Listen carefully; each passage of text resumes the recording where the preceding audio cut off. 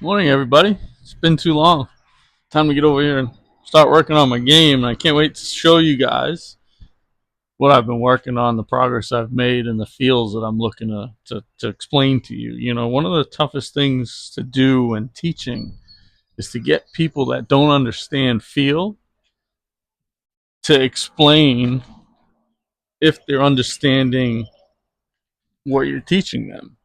Um, I apologize if the mic's crackling. I'm going to try to not talk while I'm swinging. This mic's very sensitive. Every time I move, it kind of crackles. So we're trying to find different positions for it. But while I'm walking you through what I'm working on today, I figured I'd kind of put it out of sight and, um, so we can talk you through it. One of the things you guys have seen is less knee bend upright and out, but I haven't been able to explain and feel what I'm trying to get to on the downswing. And I finally did a couple days ago. And then I'm dying laughing. The speed golfer guy, he's the one that kind of can explain things the best that I understand. And he picked up a boulder and he went like this. And then the weight of the boulder just kind of dropped and it got him into the slot. And that's kind of everything he talks about. He talks about skipping the rock, Marooch. Everything's Marooch. I don't get the whole act, but it's kind of funny. Yeah, he kind of looks like a homeless guy that knows the golf swing, and seeing that, from this look, I'm better here, I'm better here, I'm getting to where I want to, but then I've always been in an open position, so I've always had to kind of play catch up with the hands, and unfortunately, I don't have the speed, and my hands aren't fast enough to do that anymore. So now, what I finally realized watching that was when I get it here and I'm standing taller, I need to feel my weight getting to the inside, or actually the outside rather, of this heel before I start to move anything else. So when I get here, right, and if I'm holding the boulder like he was, it gets to right here. It gets me on the inside. So I've always been plus inside out, but I've done it the wrong way. Now I'm getting here, and when I don't remember to drop and get to that heel and open the hips, I just smother. And I'm not hitting hooks, I'm hitting giant pulls, which is a good thing because it's easy to identify the problem, right? Stand taller, get it upright, and before I do anything, drop the rock and go to my outside of this heel. Now from here, I'm on the inside again, right? Now I can clear. So I was having the same stand up problems, but I was doing it because I felt jammed because of how close I was to it. So it's all little things that, I've never had time to stand on the driving range, fix one problem, create another one, and then figure that out and change that as well. It's always been, all right, I'm playing golf this weekend. We're doing this, we're doing that. So now that I'm really starting to work on the fundamentals and stuff, I'm having to drive through to my head things that I learned back when I was 5, 6 years old, right? And never was able to address it. So like any other day hitting balls, I kind of picked the worst 5 or 10 out of the bucket. I'm going to do a little warm up. And the reason why I'm having you guys see this is what has always kind of stopped me from really going through making the changes, right? My golf swing's always been very flat and handsy and feely, right? And I've always been really good with wedges, and I could figure out that 100-yard shot that only needed to go 70 or things like that, when to go high, when to go low. I was a field player and I felt my way around the golf course, but now that I'm more on top of it and I'm getting more this way, I've kind of lost the feel of the head with the wedges. So this is why you're going to start to see why I've never really committed to making a major golf swing change, right? Because when I get my wedges back, now I'm stiff and uncomfortable and that feel has gone away. And it kind of got me thinking, when I used to teach, one of the most frustrating things to teach through is a student that can't explain what he's feeling. I had a girl that I used to teach, and we talk about her golf swing. And when she hit good shots, her golf swing was almost perfect, right? It was from here, she got to the top, everything was good, but a lot of times she would stand up at the end. But when she remembered to stay down, release the hips and release the club, the timing of it, she'd hit drives, 240, 250. But she was a terrible wedge player, and then when we started getting into the lessons and started talking more about her golf swing, and then she'd hit a great shot, and I'd be like, that's it, that's what I'm looking for. And she'd be like, that felt the same as the last 20 that went sideways, so she didn't understand what she was doing or feel the differences. And now it's like, okay, how do we figure this out? And it was just a matter of timing for her. The more she hit balls, the more she played, the better off she was. And again, like a lot of golfers, I say golfers first because it's golf fear, not just a female male thing, but a lot of female golfers struggle from this. But the men golfers aren't immune to this problem. More worried about what other people think, more worried about the people watching you, more worried about the score that you put up on the board, than what you're accomplishing and what you're figuring out with your golf game. So a lot of times, I think a lot of players don't allow themselves to play good golf because they're worried about all the other things about, oh, it's going to look bad, it's going to be embarrassing, oh my god, I just topped it off the first tee. I didn't care about shit like that. So there was some rounds, yeah, see, that's just, it feels so uncomfortable. Sorry, I don't mean to interrupt myself, but that golf swing just doesn't feel comfortable, and that's a problem because my wedges are a strength. So that's why, again, you go back into talking about changing your golf swing and kind of making the commitment to change your golf swing, but then it creates other issues. And now I'm like, oh shit, what do I do if I start doing that with wedges, right? And I hit that shot on purpose for you guys to see it because I was thinking about it. It was in my head. So I really have to figure out the wedges, and I really have to figure out remembering, okay, this is the part of the game that is feel, and flat is okay, right? So you see the difference between the free swing and the shank, right? I had a feeling that might happen. I wasn't trying to hit that shot, but I got on top of it and I tried the new golf swing, incorporated into my short game, and it's been a struggle. So I have to remember now, okay, if I'm hitting a shot, 50 yards, you see me hit to that board all the time, I have to remember, set up to it the old way, low hands, flat, inside, and feel the club head. So that's the battle of making changes. So now we're going to start hitting some full swings, and I'm going to really show you kind of what I've found, and it can help probably a lot of people understand, some of the things that I used to talk about in my bay. If you've been following along, right, you know I'm not a big swing easy guy. I'm not a positions guy. I'm a feel guy. I want the club to feel its way through the golf swing, right? So it's no different when I teach. A lot of the lessons that we'd be talking about was to get off your toes and stand taller and get closer to it. And all the things that I would teach in those lessons, I wasn't able to do myself because I didn't have the time to kind of put the work in to do it. But I know it, and now you're going to start to see the results now that I'm working on it.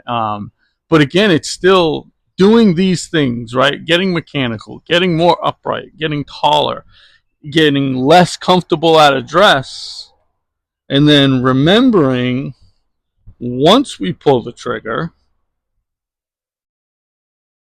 okay, once I get here, majority of my mistakes that I make in the golf swing haven't happened, and they're not going to happen. So now I have to remember, okay, the new golf swing, how do I get there? And I have to find the feels that do it. And the one that did the trick for me the other day was remembering my left heel, right? Once I get to the top, I'm here, right? Now I want to get here, right? That's where I want to be. I want to be here at the top, right? This is a good position. Now, okay, I'm a lot closer to it. I don't have to reach for it anymore. How do I return the club to a position without hitting the heel now that I'm that much closer to it. But at the same time, we don't want to jam ourselves, right? So what do I have to feel? When I get to the top, I have to feel this. From here, drop the rock. And that's where that speed golfer, I don't even know the guy's name. He calls everybody Maruch. He calls himself Maruch. But that's where the visualization that he gave the other day of holding a rock and then letting the rock just drop. And that's what's going to happen, right? So now that's how I get the club back to the inside. Even though I'm not as flat as I used to be, I get the club to the top, and now I just let the rock fall. From here, now I get it to my heels, and from here, now I know I can hit. Look at that. That's without even looking at it, without even thinking of anything. Look at that position right there. Now from there, I can close the face. I'm never going to hook it. You know, I don't have to worry about distance trouble, right? Most of the time, the guys that have distance issues are the guys that miss two ways. Sometimes they hit that high block right, that fadey block. Other times they hit that low pull hook. But if you can kind of get rid of one side, it makes golf much easier to play. So here we go. We're going to stand taller. We're going to focus on getting that club here. And once I know that club's here, the momentum of it is going to take it to the top. Then I'm going to drop the rock and get at the inside half. So let's see if we can figure this out. You know, first swing of the day. But again, you saw the miss.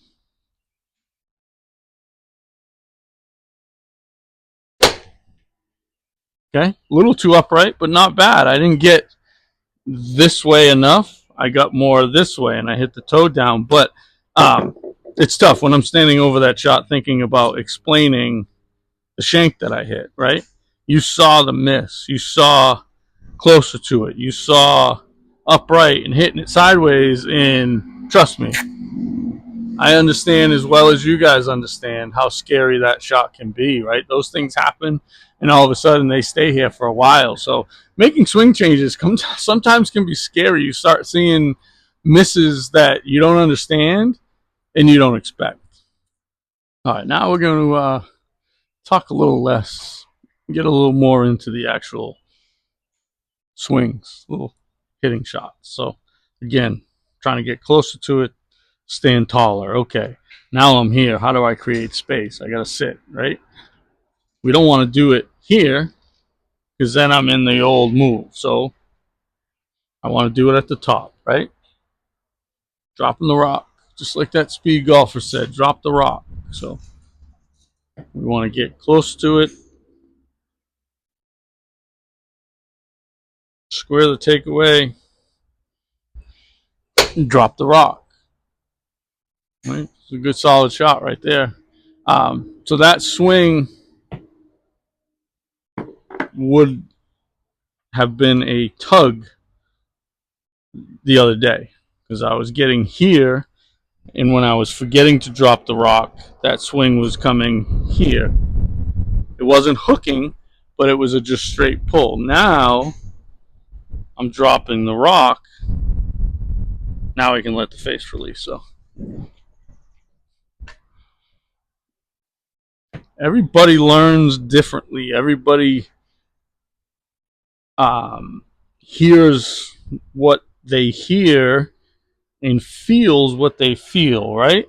So for me, a lot of times I need to hear what I'm doing and what not to do before I understand how to fix it. You know, a lot of teachers say, don't say you can't do this or don't do that or this is what you're doing wrong. They say don't talk about it because it reinforces bad habits. But I need to hear it to be able to feel, right? I knew I was too far away from it. I knew my hands were too low. I knew the club was getting too far inside, but I didn't know what to feel to change it, and I didn't have the time to do the work, right? I didn't have a teacher. I don't have lessons. I have video. So now I can see it, right? And now I can see the difference between the new and the old. right? So that was what I was talking about. And it wasn't intentional, but that shot went another 10 yards, went dead straight, but it went left because I got here and here as opposed to here and off the toes to my heel and inside. So, and this is why I talk all the time about how I'm a club fitter, I'm not a teacher. And when I start talking about the golf swing, it's going to be about my golf swing and how it affects me rather than what you should do this, you should do that. You know, I'm talking about what I don't want to do and what I do want to do and why. So what I don't want to do is what I just did.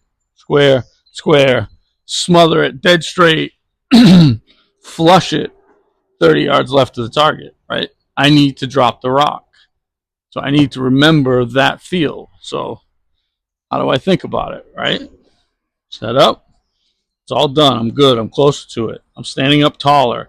What that's going to create is a better backswing and a better takeaway. So now the only swing thought I have is drop the rock. Everything else is done at address, right? We're square, ball's in a good position, we're closer to it.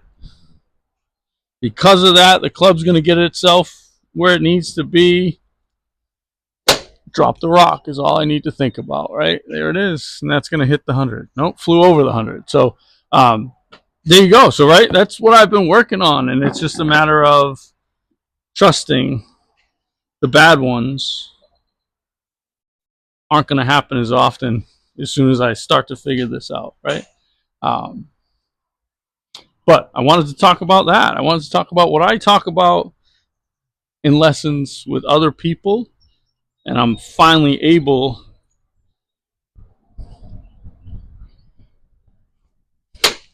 to incorporate them into my golf swing. Right, one after another. The other day I was coming up short of that 100-yard marker. So as you start to see swinging's coming back, distance is coming back a little bit. I think the wind has changed as well. But yeah, you're gonna start to see my miss change, right? As I start to get this way, it goes from this and a high block right to this and a smother left. So when I'm watching the golf course, right, and I'm thinking about where I miss and how I play shots, we're going to start aiming a little further right. And what that's going to do is that's going to cause me to remember to get through it and not get open and not get hanging back. But as it starts to go the other way, I'm going to have to remember how to get back to the inside half. And that's the one swing thought, right? So I'm up over it, closer to it, standing taller. Now I got one swing thought. Drop the rock. Here we go. Another one hits the 100-yard marker. Is that going to fly over it? No, flew over it. So that was a little off balance, right? But again, my miss now is after the ball's gone because my thought is this as opposed to getting here and going. So the other thing that he talked about yesterday, and again, I don't want to keep regurgitating his stuff because then I'm not a teacher, then I'm regurgitating his stuff. But I can only talk about stuff in the way it relates to me in my golf game. Speed. He keeps saying, don't swing easy. I'm the same way. Go, go, go, go, go, go. If we're in control and we're on balance, we're going to be able to create more speed than we ever have before because the club's going where it's supposed to and we're using our bigger muscles, right? So I could stand here and hit that shot all day, every day. So again, course management, right? When we're talking about course management and I'm trying to lay up, what yardage you think I'm laying up to? You know, whatever yardage I hit that 50 degree that day. You know, some days it's 100, some days it's 120, depending on the wind, the air temperature, the air density, how wet the fairways are, how soft the greens are, things like that. Got a little on my toes, got a little quick, so I ended up now with misses just a baby block right, but it's still distance-wise going the same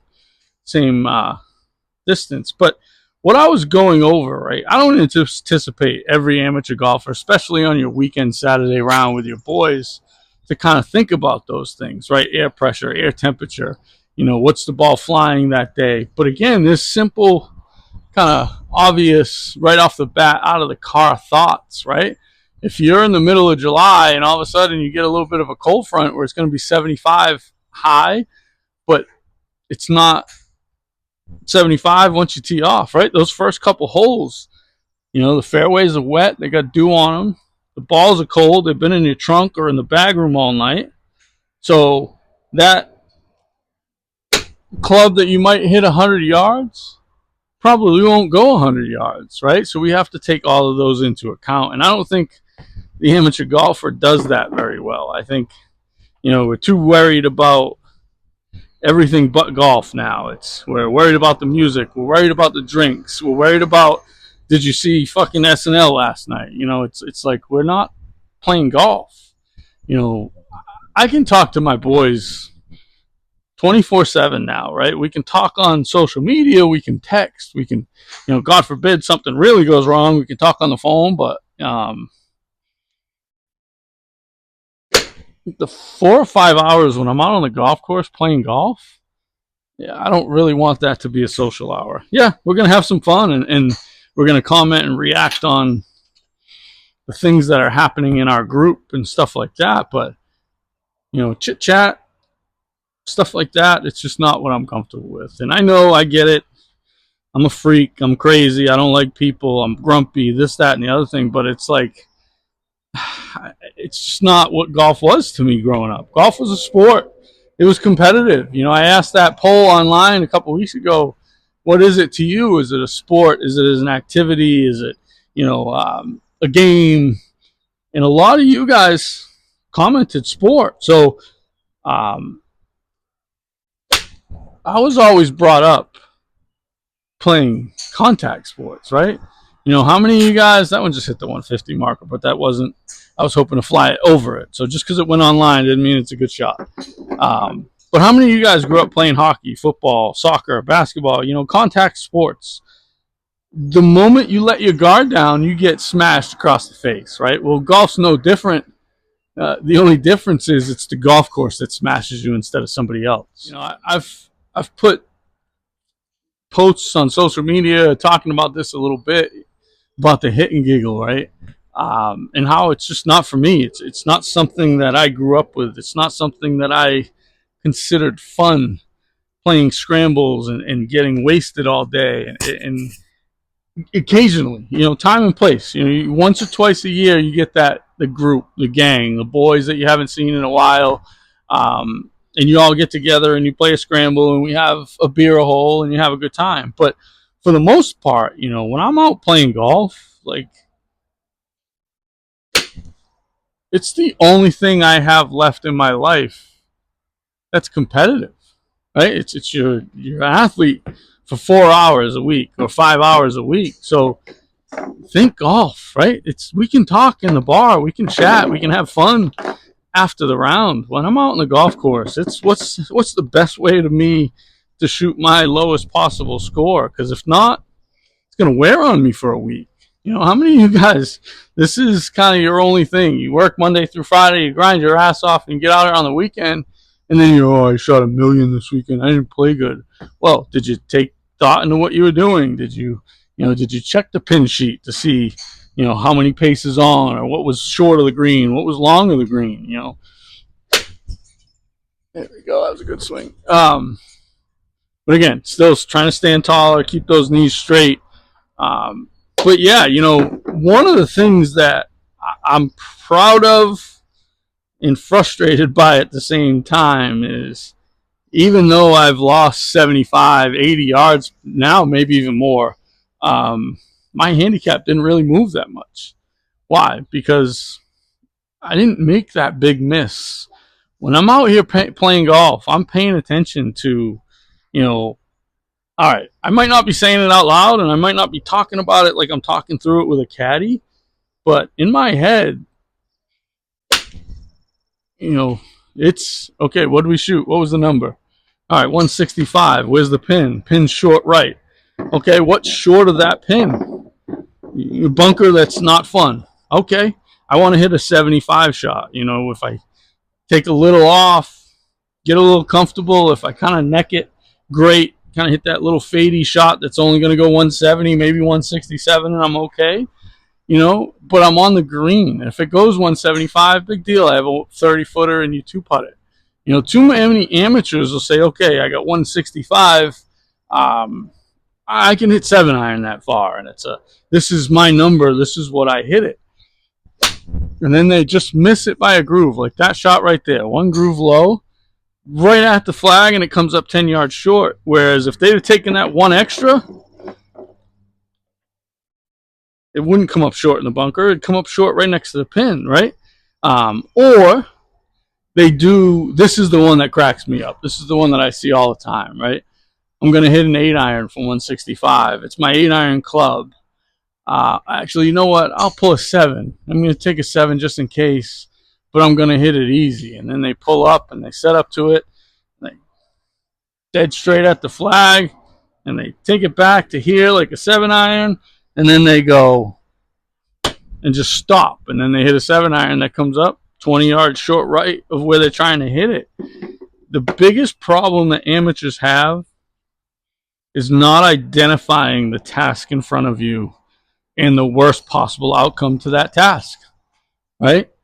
That's where yardage books and pin sheets come into play. And again, I don't expect you guys to use them on a daily Tuesday round, but next time you play with a caddy, think about the stuff that he's telling you, talking to you about.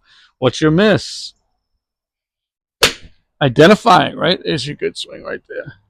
Identifying that miss.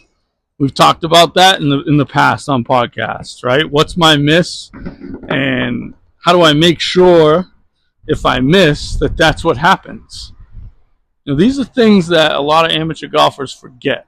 It's funny. This conversation was sparked by a conversation with the Angry Marine about him being on the greens committee, or not the greens committee, the tournament committee at a local club that has a huge member guests. And we were talking about the cartoon version pin sheets that they use. And he shook his head and he said, I was at the meeting and, the guys on the committee all said, none of us know how to even read that thing. Well, again, rather than figure it out, they just don't do it, but why penalize half the field that knows how to use it? Because these things can be helpful. I bring up Old Sandwich because when I used to caddy there were 2 holes in particular, right? The 6th hole, the par 5 up the hill, where you can hit the perfect shot, end up on the green, and then spin it all the way back down off the front and have a 40-yard pitch. And then the 8th hole, where you can hit a perfect chip from right at the flag, 10 yards short of the green, and end up with a 30-footer. Whereas if you hit that one extra, that if it goes off, it may trickle off the back, which gives you a straightforward uphill chip coming back. And you see so many guys make big numbers on 6 and 8 after hitting a perfect tee shot and what they thought was a perfect approach. Right? So how many amateurs know how to use a yardage book, a pin sheet, and pick the worst possible outcome and avoid that, right? Because trust me, there's holes where short is better. There's holes where I'm doing the opposite, right? If it's a 165 pin and above the pin is almost an automatic 3-putt, I'm going to hit the 165 club. If I flush it, I'm pin high. If I miss it, I'm still on the green or short of the green with an uphill chip. Okay, so today I'm getting a little over the top and I'm missing that drop move. I kind of got a little bit of a fade, but that's what we talk about too. I saw a great video from way back. It's funny, we talk about Anthony Kim making his comeback. Well, he was the guy that Nike was trying to be the next Tiger Woods, right? The next trendy guy on tour where they could put stuff on and sell. So they were doing a clinic, and Tiger was saying, I wake up one day and I don't know whether I'm going to hit a fade or a draw until I get to the range that day and see what's happening, right? So that's the other thing too. If you're just hitting straight shots at a target and the target is always the end result, your miss that day could take you further away from the end result and into a bad position. So I know I'm kind of rambling on a little bit, but it's just because I'm kind of getting in my own head and thinking through shots. I'm getting ready to maybe start playing golf again. So um, I'm trying to kind of go through my pre-shot and my thoughts about what I did on the golf course and where to miss and how to not make big numbers. Last season, I was never healthy enough and I just never got my strength back, and everything came to try to get the ball up in the air, and it was a struggle all season because I didn't know how to miss or where to miss. So this is kind of my preparation to going back on the golf course. Now that I've found the feels that I'm looking for, and when I remember them closer to it,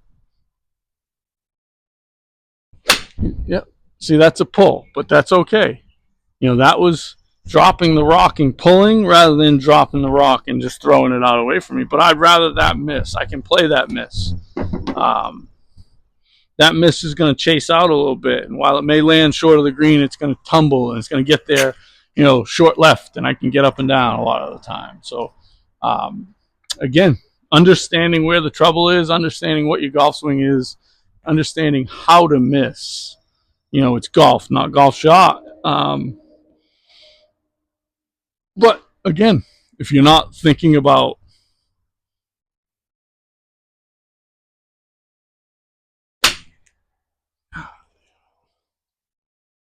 so today I'm just a little ahead of it, and I'm just kind of hitting little fades. That's okay. Solid strikes. The swing feels better. I'll probably go back to the video, and I'll probably realize that I'm probably standing a little further away from it than I have been, and that's probably causing me to have to feel like I have to go get it, as opposed to sit and feel like I have to create space.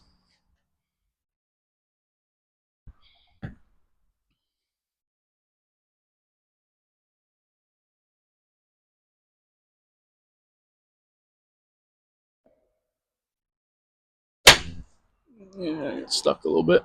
So again, I'm losing the transition, feel of here to here right now. This part of my golf swing right now, I feel very stuck and very rigid. So these are things that I fought my entire life, and it was because I was always so far away from it that from here I had plenty of room to go get it and clear, and I could let my hands kind of take over. From here, I don't have that space. I have to feel jammed up and stuck.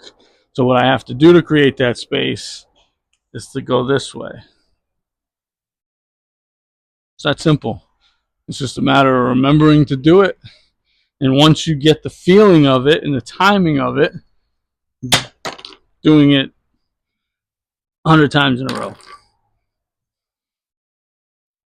So another thing that I really struggle with, obviously I always have, is ball position. I get the ball too far forward and I get open. This setup, using these sticks, I'm using, obviously, instead of the middle white dot now, I'm using the orange line between the front spot and the second one. Obviously now I feel much closer to it. Now I'm uncomfortable. So how do I have to drop the rock sooner. I just have to trust if I get here, the club's going to get here, right? As long as I'm down on that side, I'm okay. The only problem is I never had to flex the knees throughout the golf swing because they were already there. I now have to remember to pressure down, drop the rock, pressure down, and the club gets right to where I want it to. So it's just a matter of feels and timing and work. That's all. But for the most part, the misses are now straight thin shots, which is good. And the flushes are that shot right there, which is right on line, never moved. I'd like to go a little higher, but we're getting there. That's a good swing. And the fact that I'm starting to get more comfortable with the longer clubs tells you that this move is going to work and going to translate throughout the bag. But it also reinforces, stuff that I've taught for years in my bay. Trust. Set up taller. Stay off your toes. and trust the club one after another. When I trust the club to get down to the right spot, I hit good shots. When I get in a rush and don't wait for the backswing to finish and wait for the things that have to develop in the golf swing to develop, I hit bad shots. It's that simple. And it's frustrating because it's been my miss for years. But it is what it is.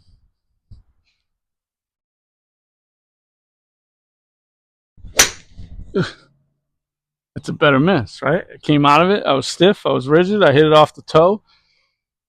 Dead straight, 10 yards short. Again, most of the time, that shot doesn't hurt you. So that's one of the things that I wish I could get out. That's what I miss about being a member at a private club, where the late afternoon rounds that I was able to get out and really work. I think I could have really done some pretty cool playing with me's. I hit some bad shots. I'm the first to admit it. Most guys that play with me in a scramble are just like, oh, he wasn't that good. Right. Well, we might not have used my ball in every hole, but I was somewhere on the green and I wasn't making bogey, so it's everything's relative. Back in the day when I hit it a mile, and yeah, I was your guy in the scramble. I was the one that hit last, had somebody hit something in the middle, and I could take driver pretty deep, took a pretty good hack at it. So that's what we're working on. We're working on getting back to speed, but with consistency.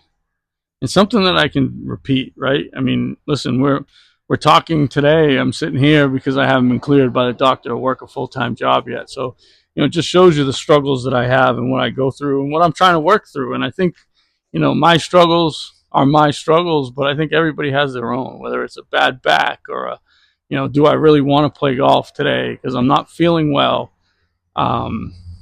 Just got to push through it, right? It sucks. It's frustrating. I'm stuck in place. You know, talking conversations with people behind the scenes, and I think more people relate to what I go through than are willing to say it out loud. Think I wake up every day saying I'm going to go be in a bad mood today? No, right?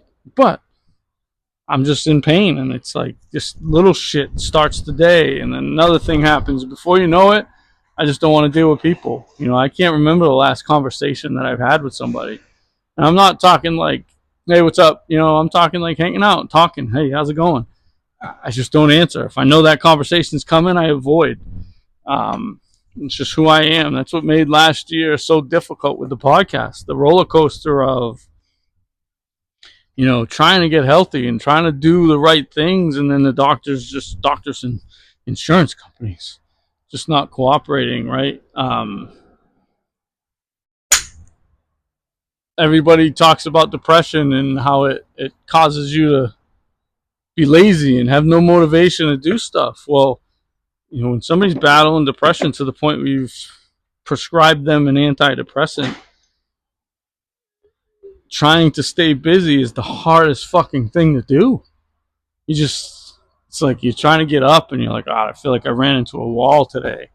But you also know if I have a day like yesterday where I sat around and did nothing, it's like, fuck, it's another wasted day. So it's like the roller coaster of it. So sounds a lot like golf, right? Some days are good, some days are bad. You just got to kind of roll with the punches.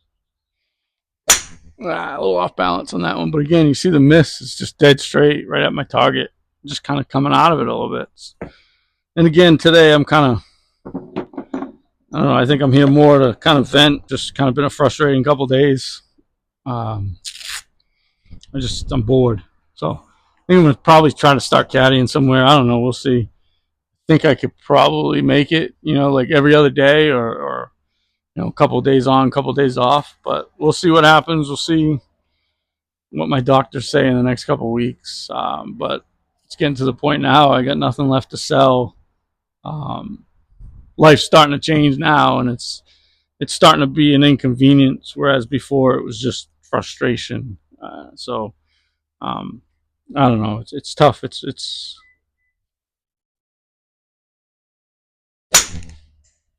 There we go. That's a little better. Yeah, you have to work to survive, but at what point is killing yourself not worth it, right? With me, it's just if I walk around for a day, it's a struggle for a week. Um, that's why it's funny, you're friends with people and they're like, oh, why don't you want to go do this or do that? And you go to this football game or this baseball game, or oh, you're a snob, you'll only do cool things or XYZ. And it's like, no, it takes me that much more than everybody else to do something. um, so same thing with golf. So you got to find a way to push through it, right? And that's been my whole life.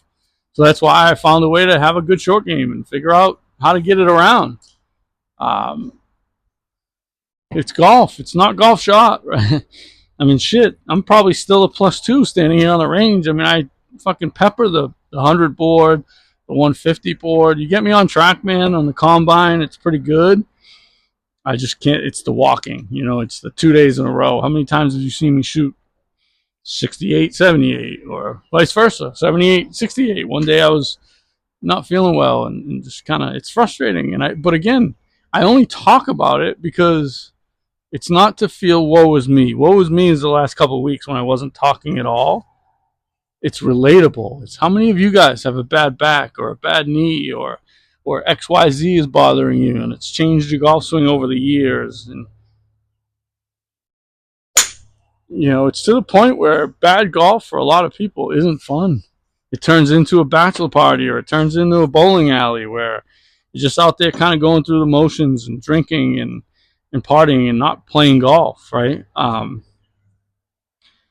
But that's what I always wanted this podcast to be about, was the grind of playing, playing with some of the best players in the state committed to come on with me before I kind of lost track and went down the road of misery, right? But it was, you go play a match and dude pulls it up and down out of his ass on 13, and you're sitting at the table. What were you thinking there? What shot did you hit there? What was, and he talks about it. And the next time you go to the driving range or you try to work on that short game shot or that pitch, and you say, wow, that's another one to add to the arsenal, right? Like when I got fit by Vokey, and he taught me to hit that little shot that I hit to that board, the 60, 50-yard shot from hip to hip with the little draw and some check on it. That's how you get better at golf. If you're out there going through the motions, you're just not going to get better. It's just it's one of those games that the moment you let up, the golf course beats your ass. There we go. That was better. Again, today I'm a little back to the old habit of this way, whereas the other day I was this way. So the other day my miss was left. Today it's right. So, but again, that within a half a bucket warming up, right? I would have known that the whole way around. That's the shot that I would be playing today. And then I'd get frustrated. I would come back to the driving range and then I would try to hit this shot. Because this is the miss that I want to correct. This is the miss I want to get back to.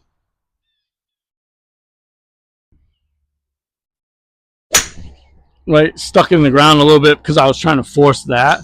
But that's what I'm trying to, that's the miss that I want. And then when I tone it back, it goes straight. So I'm trying to create a miss that is, if anything, I forget to get to the bottom and I get over the top and it's, 20 yards left of the target, flushed, dead straight. That's a miss that I'm looking for right now to correct, the under. I get stuck under too often. We're trying to get rid of that. So again, trying to get closer to it, stand taller, square back. And if I miss, I'd rather miss this way than this way.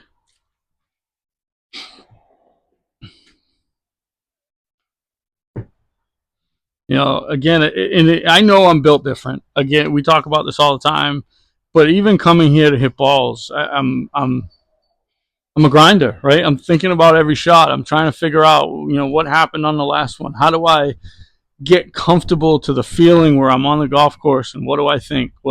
Wow, that one felt great. What do I think? What did I think on that shot? How do I remember to recreate that out on the golf course?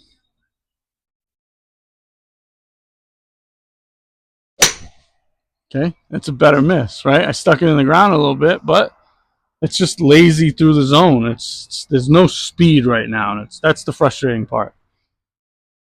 One of the things you've heard me talk about quite a bit is I teach one golf swing, right? Doesn't matter if you're hitting a wedge or a driver. It's the same swing. It's keeping that club out in front of us, right? Out here. As you get closer to it and stand taller, it's more difficult to do it, and the timing has to be a little better. So it's just working through the same move. I'm not thinking about anything other than drop the rock. Because all of this stuff, all right, grip pressure, closer to it, ball position's good.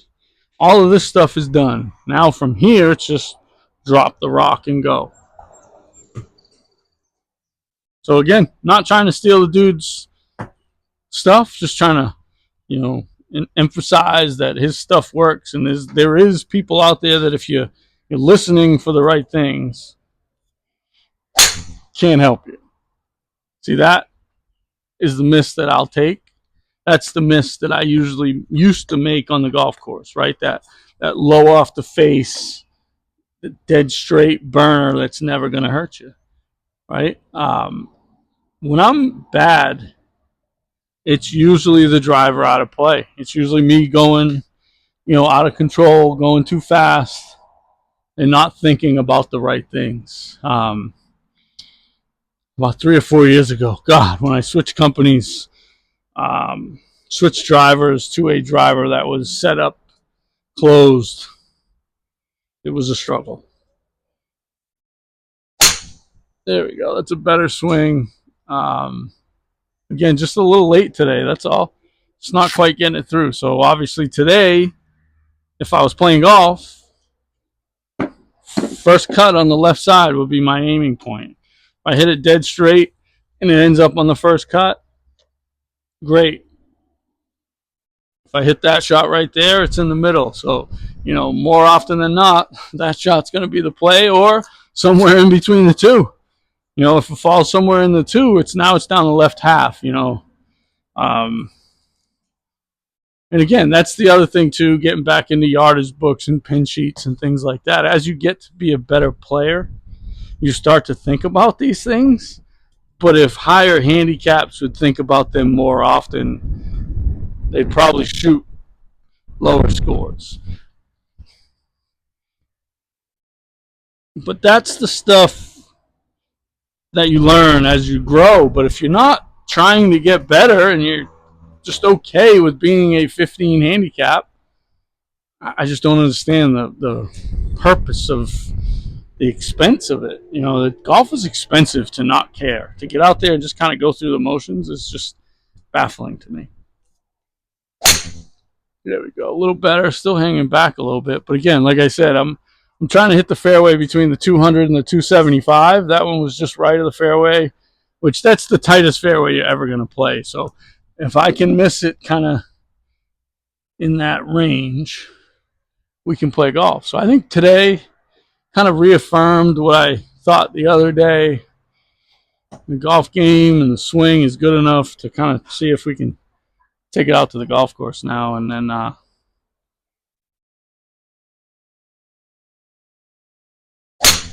there we go. That's all it is timing. It's giving the hands a chance to catch up and get out in front of me.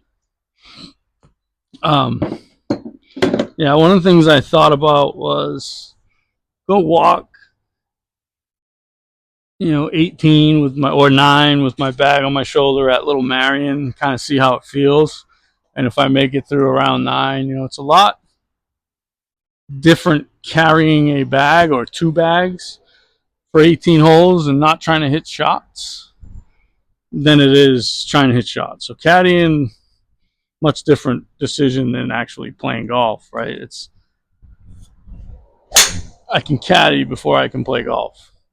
So we'll see. We gotta, like I said, I gotta figure something out financially. Um, Still waiting on the state.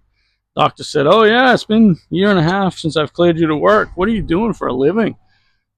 Nothing. Selling everything I own. And she's like, "Well, you haven't done disability yet." I'm like, "Oh, I never really thought about it.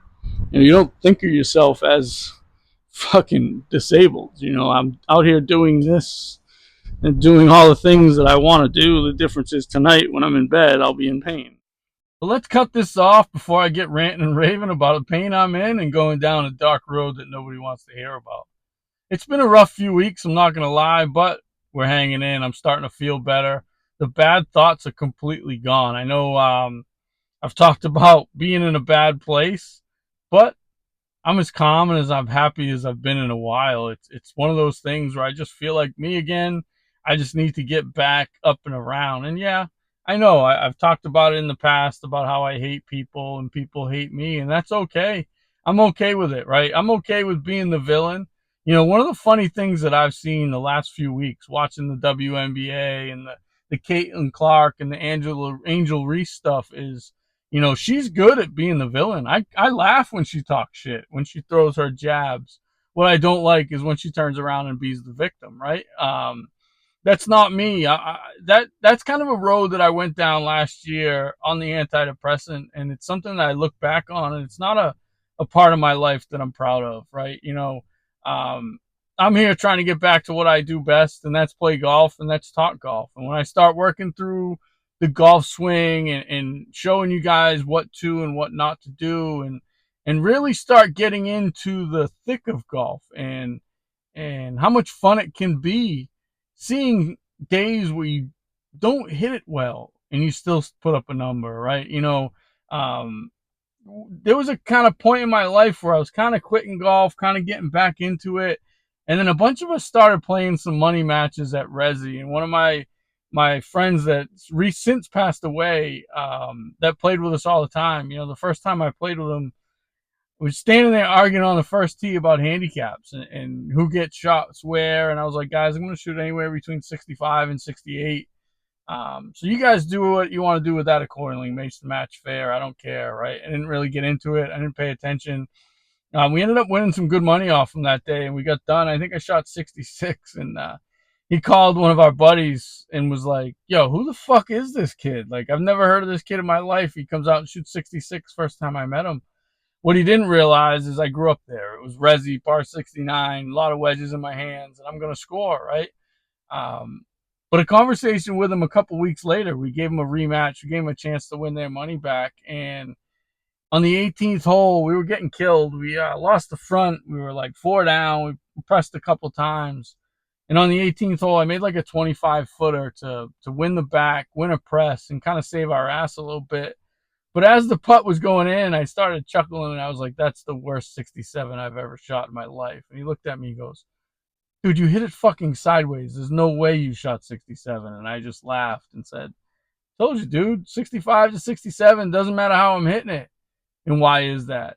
Because I knew where to miss around that place. It didn't matter how I was hitting it that day. I'm going to miss the green on the par threes, short right, where it's an easy uphill up and down. I'm going to, the par five, I'm going to go at it in 2, but I'm going to miss it in a spot probably short of the bunkers, not short side myself, give myself almost an automatic birdie. Those are the things that you learn as you become a better player and you start focusing on how to go low. We don't think about, oh no, don't miss that. But with that being said, we still, identify and try to solve and try to stay away from the worst possible outcome. We just know how to flip the script with our mind and get it off the negative and think about hitting the positive shot. And that's the only difference between a 15 that hits some good shots and plays good sometimes and a scratch golfer that finds a way to keep it around par every day. So, all right, guys. I hope you guys learned something. I hope you're enjoying me as I work through the changes of my golf swing and my body type. But what you're seeing here at the end is me struggling with some wedges a little bit. Like I said at the beginning of this session, one of the things I have to figure out with this new setup and new golf swing is how do we keep the feel of the golf club and understanding where the club head is, even while we're struggling and don't know where it is. Here you're going to see me, I move it from the short stuff to the tall stuff because it's just easier. And I try to hit a different flop shot. And what it really does is it allows me to feel the head and understand where it is and what it feels like to hit that good shot. So no, I'm not going to abuse myself and keep hitting more after I've hit a bad one or after I've hit a good one, right? You end it on a good note. We call it a day. That's the end. So, all right, guys, keep working on it. Keep working at the game. And until next time, hopefully they'll come from the golf course. Let's go.